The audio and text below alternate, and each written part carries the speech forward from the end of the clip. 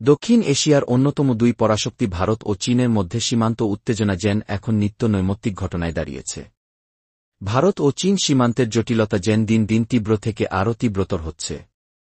প্রায় সময় দুই দেশের সীমান্তরক্ষী বাহিনীর মধ্যে ছোটখাটো সংঘর্ষের ঘটনা ঘটে। বরাবরের মতো এবারও চীনের নতুন একটি দাবি নিয়ে উত্তেজনা ছড়িয়েছে ভারত ও চীন সীমান্তে।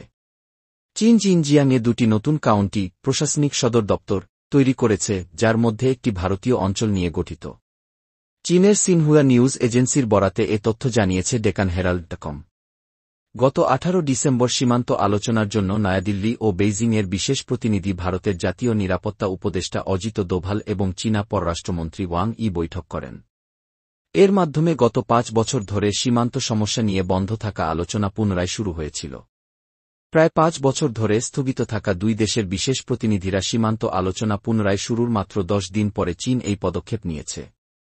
সিনহুয়ার বরাতে বলা হয়েছে, চীনের কমিউনিস্ট পার্টির কেন্দ্রীয় কমিটি এবং স্টেট কাউন্সিল দ্বারা অনুমোদিত হয়েছে হোটান প্রিফেকচার দ্বারা পরিচালিত কাউন্টিগুলো।